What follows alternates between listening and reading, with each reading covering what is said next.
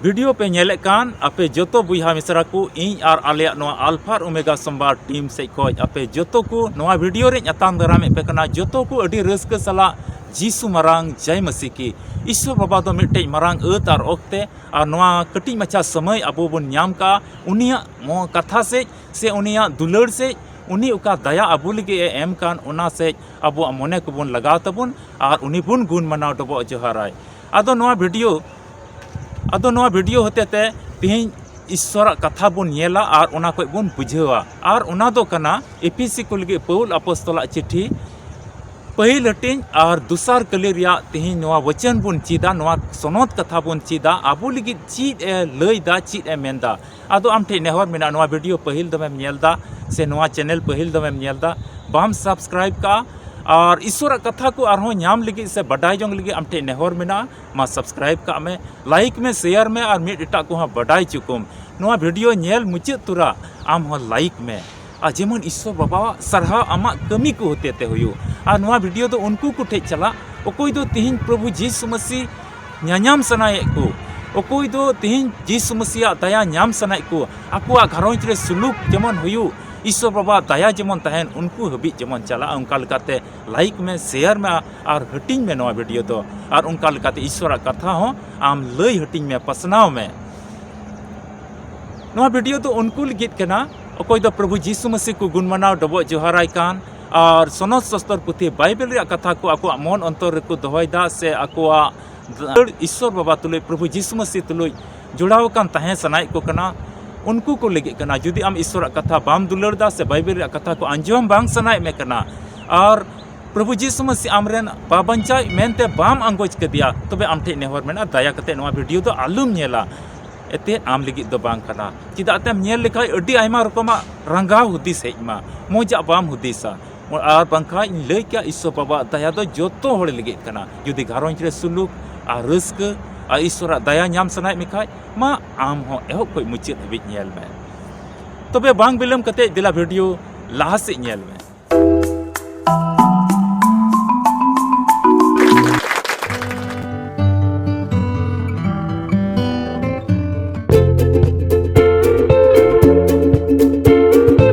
दुलड़िया बुहा मिसरा को ईश्वर बाबा दो तिहिं आया दयाते आया दुलड़ते और ओक्ते एम का बोना जेमन उनिया कथा को बन अंजम उनिया मिमिद कथा को अब मन अंतर बन दोहय जेमन नोआ धरती रे असल मतलब दो ओका कान तया अब सुलूक तिबुन तहन अब रस्क तिबुन तहन नोआ धरती रे उनी बुन दिसई उनी बुन मानती और उनी बुन गुण मनाव डबो जोहाराय जुदी निया ओक्ते रे आमटे हो बाइबल मेना खाज और बांखान कागज कलम मेना खाज आम हो मा सुर का में और जुदी नोआ को बनु खाज तबे अडी मने लगाव कते नोआ अंजम में जुदी आमा जीवन रे चलावेन दिन रे अडी तकलीफ रेम तहे कना चलावेन दिन रे अडी मुश्किलम तहे कना मसी जीवन रे अडी तकलीफ और कष्ट को तिहिंम सहादा ओना दो रुआ हासु से लिकाते ओना दो रेंगेज तितांग से लिकाते ओना दो बिडेव से लिकाते ओना दो जुरीपरी एपेर हंडेज से लिकाते आयमा मुश्किल आ तकलीफ तिहिं नोआ होर रे तानाम ते महसूस दड़े कना से आमा जीवन रे उनका हुई पारम कना तबे तिहिं उना को खोज सुलूक और रस्क और ईश्वर दया जेमन आमा जीवन रे तहन उनका सनाय में कना तबे मा ध्यान कते नोआ नेल में और आम हो नोआ ध्यान आमा मन अंतर रे दोहयताम और उनका नोआ धरती ताणाम लिगाय में नेल में ईश्वर बाबा दया आमा जीवन रे हुयुक कना से बांग चिदाते चलावेन अगिल हपड़ाम को ईश्वर बाबा को गुण मनाव डबो जोहार दिया उन्हीं को सराहाव किदिया उन्हीं को गुण मनाव डबो जोहार दिया उन्हीं को मानवत किदिया और उनको तो ईश्वर दया को नाम केदा अडी हाड़ा कमी को नेल केदा अकुआ जीवन रे अकुआ घरोंज रे और ईश्वर दो दुलड़ के कुआ दिला बाइबल को मिटे पाठ बन पढ़ावा और उना बाबत रे तिहिं दो मौज ते बन चीदा एपीसी को लगे पौल अपोस्तला चिट्ठी पहिल हटिंग और पढ़ावते दो दुसार कली दिला नोआ खै बन चीदा नोंडे ओल कना दया और सुलूक आपे तुलुय तहन मा ईश्वर अबुरेन बाबा और प्रभु जीसु मसीह ठेन खन नोआ कथा अटी मरांग कथा कना नोआ कथा दो कटिक गया मेनका नोआ रिया मतलब ते दो अटी जिलिंग और अटी मरांगा कथा तिहिं आबू मनवा जीवन लगिन आबू ईश्वर बन गुणमाना डबो जोहाराय कान से कोई तकलीफ और कोई कष्ट रे मेना को तीन नवा हर रे ताड़ाम रे नवा धरती ताड़ाम टुंडे रे अटी आयमा रकमा मुश्किल तुली को संघर्ष दा उनको लिखे सरीगी खंदरिन ते हुदिस लिखाय अटी मरांगा कना मनवा मिमित बुहा मिश्रा को लिखे अटी दया रना कथा कना और मी तुमिन पढ़ा तबोना दया और सुलूक आपे तुलोय तहन मा ईश्वर आबुरेन बाबा और प्रभु जीसु मसीह ठेन खोन मेनताय दया और सुलूक आपे तुलुई तहन मा ईश्वर आबुरेन बाबा प्रभु जीसु मसीह ठेन खो मिता में नोआ कथा बाबत रे थोड़ा गान जुदि लई हुई लेन खाय नोंका ना कना नोआ दो नोआ रिया बैकग्राउंड दो नोंका कना मिता में पौल अपोस्तल दो कद उड़ा खोय उनी दो भागी संवाद लई कान थैया आ मिड इटा को लिगे कोय जोंगे कान थैया आ भागी संवाद गुटाई पसनाय कान थैया आदो बैरी को होते ते दुश्मन को होते थे उन्हीं को कद उड़ा को भुराव के दिया और भागी संवाद बाकू लई चू दिया अदो ना कद उड़ा को चिट्ठी ओलदा आया कलिस इफिसी कलिसिया लगी चिट्ठी ओलदा और उनका लकाते उसकुरे को कना उनका लकाते ईश्वर कथा रहो उनको ठे पसनावदा जेमन उना को लई हटिंग कथा ते ईश्वर रे जमाण को तहन ईश्वर रे कोयजंग कते जमाण कान को तहन और उनिया कथा को जेमन उनको खोय आलू कमो आत्मिक जमा को उनको जीवन खोय प्रत्येक हड़ को जेमन आलू कमो ओना इयते ओना चिट्ठी से खोय उसकुरे को कना और पौल अपोस्तल दो ईश्वर से कोई वरदान ईश्वर से कोई दर्शन जाओगे उनी दो नामे कान तहना मिता में उनी चिलका कमी हुतेया आ चिलका ईश्वर दो आइरेन हड़ कोई बंचाव कुआ उनी दो ओना मिमि दर्शन से लिकाते से आत्मिक दर्शन से लिकाते ईश्वर दो उनी बडाई चुदी कान तहना अरे लई कान तहना चिलका आम नोआ धरती रे तिहिं कमी हुतमा और आम दो चिलका लहा हुतमा और भागी संवाद को चिलका पसनावा ओना मिमित कथाय लई कान तहना और उनागी उनको लगे लईदा मेनदाय दया और सुलूक आपे ईश्वर से खोज आबुरेन प्रभु जीसु मसीह ठे खोज जेमन लगातार पे नाम ईश्वरा दया दो अबु दो मिद दिन लगी तो बांग करना से 12 दिन लगी से 1 साल लगी से 2 साल लगी से 10 बछर लगी ईश्वरा दया नामा और हुयो तिया कमी और इन बगिया जुदी नुंका गे तिहिन 1 बछर से 10 बछर ईश्वरा दयाम नाम केदा और हम ताइनम ना एटा सेम चलाव ना रुवड़ नाम ᱧᱩᱛ ᱨᱮᱭᱟᱜ ᱦᱚᱨ ᱥᱮᱫ ᱜᱮ ᱥᱮ ᱮᱴᱟᱜ ᱥᱮᱱᱟᱜ ᱮᱴᱟᱜ ᱫᱮᱣᱟ ᱥᱮᱣᱟ ᱥᱮᱱᱟᱜ ᱦᱚᱨ ᱥᱮᱫ ᱜᱮᱢ ᱨᱩᱣᱟᱹᱲᱮᱱᱟ ᱛᱚᱵᱮ ᱟᱢᱟᱜ ᱡᱤᱭᱚᱱ ᱨᱮ ᱱᱚᱣᱟ ᱫᱚ ᱢᱟᱨᱟᱝ ᱫᱟᱭᱟ ᱫᱚ ᱵᱟᱝ ᱠᱟᱱᱟ ᱟᱢ ᱫᱚᱢ ᱨᱩᱣᱟᱹᱲᱮᱱᱟ ईश्वराᱜ ᱫᱟᱭᱟ ᱫᱚᱭ ᱢᱮᱱ ᱡᱟᱹᱨᱩᱲ ᱠᱟᱱᱟ ᱛᱤᱦᱤᱧ ᱟᱵᱚ ᱞᱟᱹᱜᱤᱫ ᱫᱤᱱᱟᱹᱢ ᱫᱤᱱ ᱱᱚᱣᱟ ᱫᱷᱟᱹᱨᱛᱤ ᱛᱟᱲᱟᱢ ᱴᱩᱰᱟᱹᱝ ᱨᱮ ᱛᱤᱱᱟᱹᱜ ᱫᱤᱱ ᱟᱢᱮᱢ ᱛᱟᱦᱮᱱ ᱠᱟᱱᱟ ᱩᱱᱟᱹᱜ ᱫᱤᱱ ᱦᱟᱹᱵᱤᱡ ईश्वराᱜ ᱫᱟᱭᱟ ᱟᱢ ᱧᱟᱢ ᱡᱟᱹᱨᱩᱲ ᱠᱟᱱᱟ ᱛᱚᱵᱮ ᱱᱚᱰᱮ ᱱᱚᱣᱟ ᱵᱚᱪᱚᱱ ᱨᱮ ᱵᱟᱨᱭᱟ ᱠᱟᱛᱷᱟ ᱫᱚ ᱟᱹᱰᱤ ᱡᱚᱥ ᱨᱮᱭᱟᱜ ᱠᱟᱛᱷᱟ ᱠᱟᱱᱟ ᱟᱨ ᱟᱥᱚᱞ ᱠᱟᱛᱷᱟ ᱠᱟᱱᱟ ᱟᱨ ᱚᱱᱟ ᱫᱚ ᱠᱟᱱᱟ दया और सुलूक जुदी तिहिन दया बाबत रे पुष्टव तिबन गालमराव खाज दया दो उनका ना कना मिता में आबू उकाटा जिनिस लगी लेकमान बांग कना बोन आदो उना दो जहाया गोड़ो गोपड़ोते आबू बुन न्यामदा आम से इन आबू मिमिट को उकाटा जिनिस से उकाटा न्याम लगी बांग कना बोन लेकमान उना दो जहाया दयाते से जहाया गोड़ोते उना बुन न्यामे कान उना दो आबू लगी दया कना मिता में आबू उकाटा बाबुन न्याम दाड़िया कना उकाटा बाबुन हासिल दाड़िया कना तिहिन जुदी जहाया गोड़ोते आमेम न्यामे कान खाय उना दो आम दो दयावा मिया आदो नोआ धरती तड़ाम टुंडंग रे ईश्वर आबुई कुल का पुना आबू दो मिमी बड़ी रोड़ते बड़ी हुदिसते से आयमा रकम बड़ी बड़ी कमी कोते कई रिबुन तहे कना और उन्ना मानवा को कई दो ढेर ना मिता में प्रभु जीसु मसीह क्रूस काट रे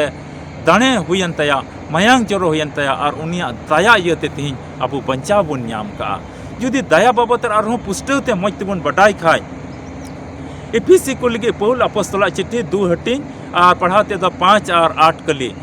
बन पढ़ा तबन अडी जलिंग कली कना मेनका नोआ रिया थोड़ा मतलब तीन लई बुना नोंडे दो मेंदा कई घटते गोज गिबुन तहे कना उनिया दया इयते आबू दो उना गोज खोज तिहिन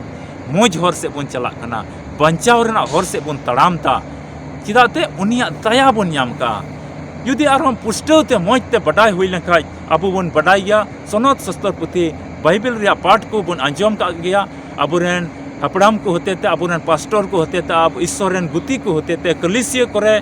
मुरुब्बी को होते थे आबुरेन अयुर को होते थे नोआ को कथा बन अंजम का गया एस्तेर मेंते कोई मिटेन मिसराय तहे कना से मिटे माइजीवे तहे कना एस्तेरा जीवन रेदो जुदी दू हटिन एस्तेर दू हटिन 17 कली बन पढ़ाव लिखाय एस्तेरा जीवन से एस्तेरा पूरे विवरण बन बटाय लिखान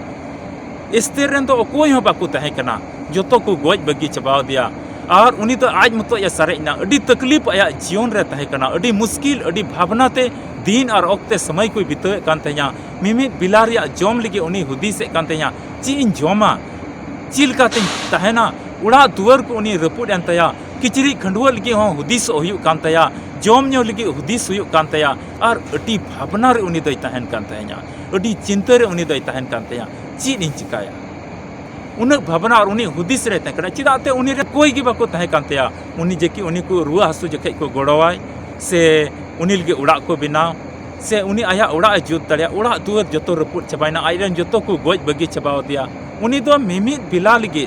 नित चीन जमा ओना लगे हुदीस हुयु कान तहेया और उकारे न्यामा ओना लगे कमी कते हानते नाते कमी कते हानते नाते को अगू कते उनी दो जमे कान तहेया उनका लेकाते आया जीवन बितावे कान तहेया नोआ धरती रे अदो उका दिसम रे तहे कान उका दिसम रे तहे कान उना दिसम रेन ईश्वरा दया उनिया जीवन रे एस्तेरा जीवन रे हुयु कना और एस्तेर तो ईश्वर गुणमनाव डबो जोहाराय कान तहेया दुख तकलीफ रे तहेन कान तहेया भावना चिंता रे तहेन कान तहेया कोई की बाको तहे कान रहो उनी दो कोई जोंग जीवन खेमावे कान तहेया और ईश्वर कथा या मन अंतर रे दोहय कान तहेया दिनम दिन ईश्वर कथा को हुदीस आरे गांडोने कान तहेया अंजम से लिकाते और उना ओका अयुर कुआ कथा अंजम से लिकाते ईश्वर कथा दो उनी मन अंतर रे दोहय कान तहेया और उनका लिकाते ईश्वर दया दो उनी रे हुईना और उका दिसम रे तहेन कान तहेया उना दिसम रेन राजा तुलुज उनिया बापला दो हुईना उनिया बापला दो उना दिसम रेन राजा तुलुज हुईना तबे एस्तेर नितो बन नेलेया उनी दो रेंगेज दुसा खोय चिली बिनाव कने तो दो रानी हुईना अडी मुश्किल कोय बड़ाय कान तहेया उना दुसा खोय तिहिन दो अडी आइमा त धन संपत्ति रेन मलिक हुईना अदो चित इयते ईश्वर दया नाम केदा एस्तेरा जीवन रे दया हुईना दया नाम केदा दया अचुइना उना इयते उनी दोय रकाब अचुइना से मिटे दो तिहिन दो उनी दो कोई गुलो दोय बांग कना से मिटे अनाथ दोय बांग कना से आज मतोय अकेलापन दो बनुया उनी दो राजा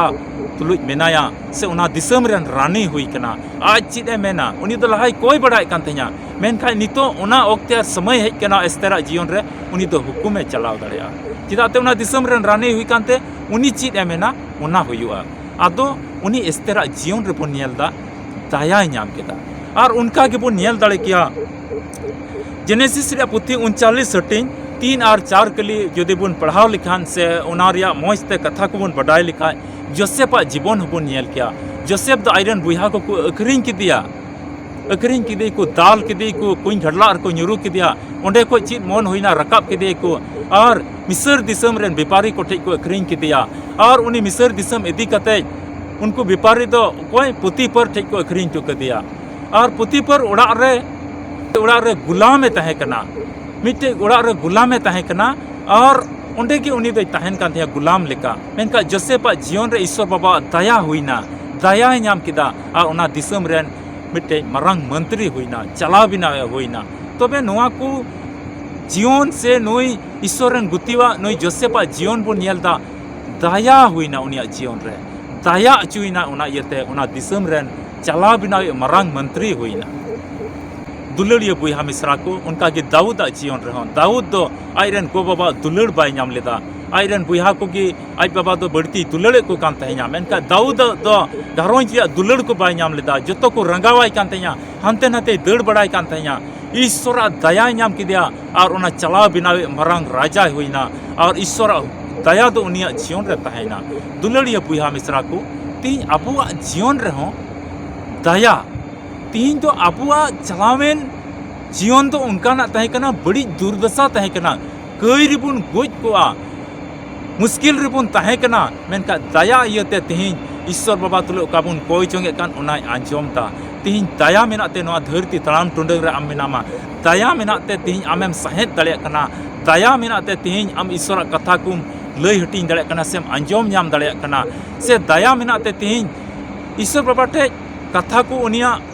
बुझाव कते उनी तुलुज कोयजोंग जीवनेम खेमाव दाड़े कना आर बखा गुजु दुर्दशा तहे कना दया इयते तीन बंचाव नामदा और नोआ धरती तड़ाम टुंडे रे जुदी तीन मुश्किल तकलीफ को आमा मेना तम खाय आम ईश्वर ठेम कोयजोंग लिखाय पतियो लेखाय आमा नेहरम दोहो लिखाय ईश्वर द सरीगे दयामा और उना मुश्किल उकाटा मुश्किल इयते तीन में दा जरक कान ताम उकाटा मुश्किल इयते तीन घर आतुरेन को बाकू नेले में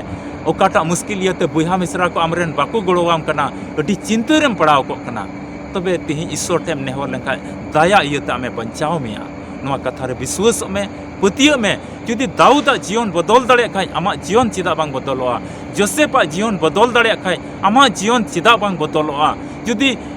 एस्तेरा जीवन बदल दाड़े खाय तिहिं आम लिकान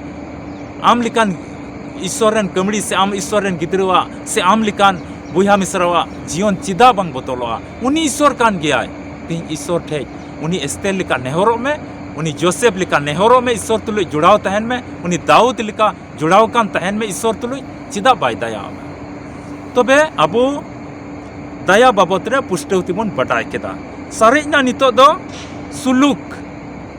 सुलूक दो नोंका ना कना प्रभु यीशु मसीह आजते मेनदा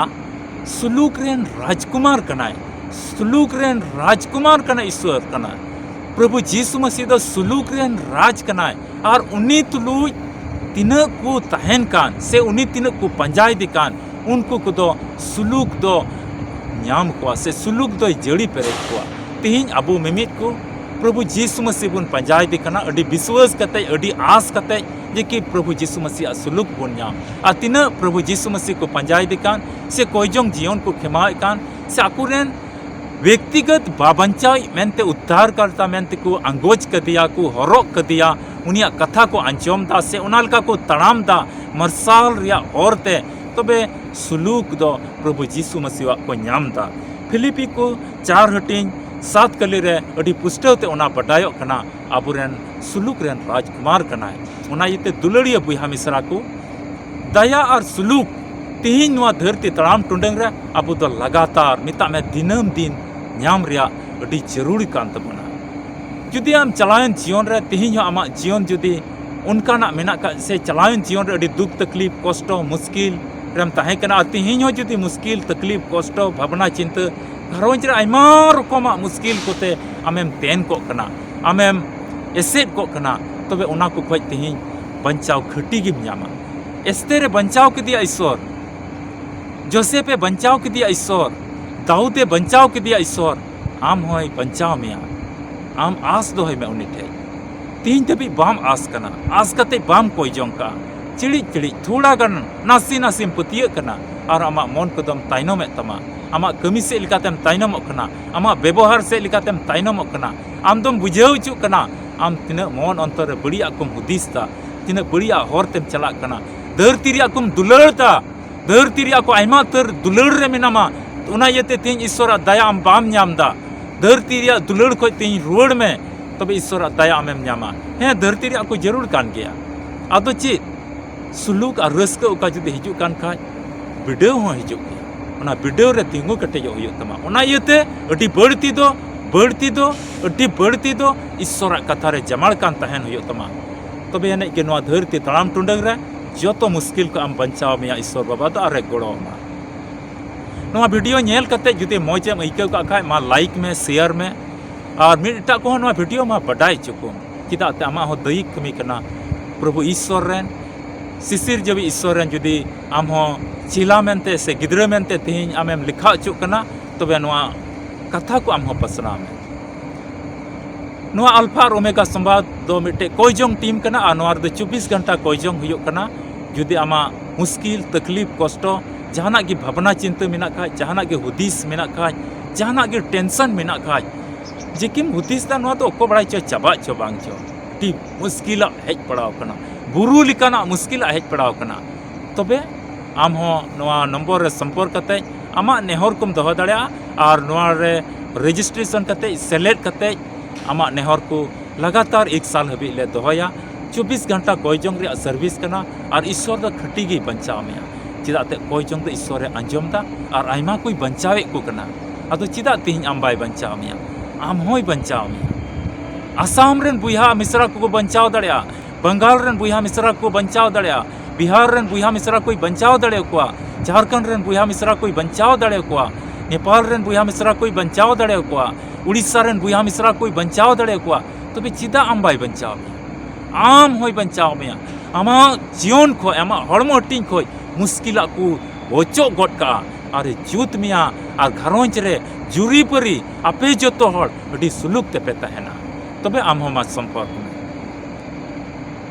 वीडियो तो नोडे गिन मुचादा ᱧᱟᱯᱟᱢ ᱯᱩᱱ ᱟᱨ ᱢᱤᱫᱴᱮᱡ ᱵᱷᱤᱰᱤᱭᱳ ᱨᱮ ईश्वर बाबा आया नुआ कथा से लेकाते आपे जतो को गोड़ो अरे भर पे मा अरे दया पे मा और मिद नेल रे बाम बुझेव का खाय मा बार पे दम नेल में और मोज से बुझेव में और हो सब्सक्राइब करते मिद एटा वीडियो को हम नेल में वीडियो आड़ा तुरा आमेम ᱧᱟᱢ कोता और उनका लेकाते आमा जीवन रे ईश्वर दुलर तहना मा तबे और मिद दम अडी रस्क सल आपे जतो को और मिदटी वीडियो रे बन ᱧᱟᱯᱟᱢᱟ आपे मा सब्सक्राइब दो का पे और तंगी रे तहन तबन पे और ईश्वर कथा रे जुड़ाव कान तहन तबन पे कोई जोंग रे लगा हुआ तहन पे अबुरन प्रभु यीशु मसीह द होय रिमिर रे जो अबु जतो को इदी बन लगे रस्क रिया दिसम ते मा पे जतो को यीशु मरांग जय मसीह की ईश्वर बाबा पे जतो को गोड़ो आरे